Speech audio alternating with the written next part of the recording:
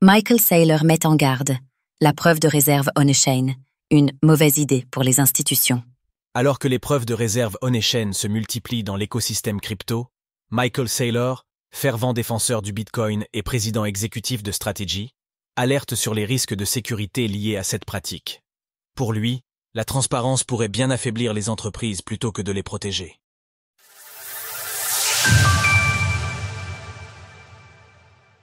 Un regain de transparence dans l'écosystème crypto post-FTX. Depuis la faillite retentissante de la plateforme FTX en novembre 2022, les acteurs de l'écosystème crypto multiplient les déclarations pour rassurer leurs utilisateurs. Parmi elles, la publication d'une preuve de réserve, Proof of Reserve, directement on-chain est devenue monnaie courante. Les preuves de réserve consistent à démontrer publiquement que l'entreprise détient bien les crypto-monnaies censées couvrir les dépôts clients.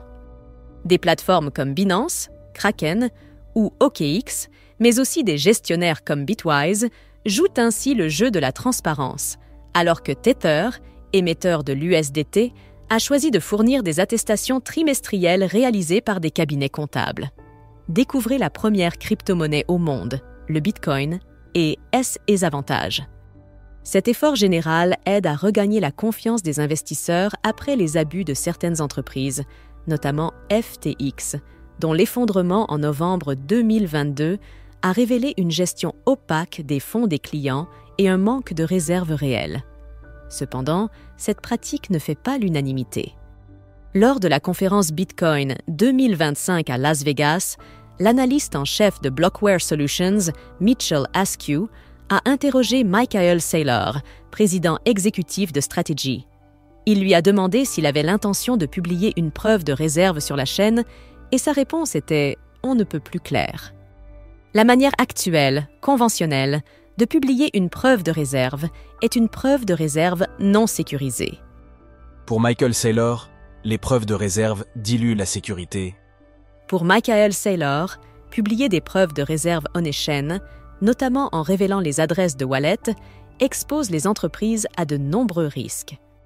Cela dilue en réalité la sécurité de l'émetteur, des dépositaires, des plateformes d'échange et des investisseurs. Ce n'est pas une bonne idée, c'est une mauvaise idée, a-t-il affirmé. Michael Saylor estime que cette transparence mal encadrée peut même se retourner contre les entreprises.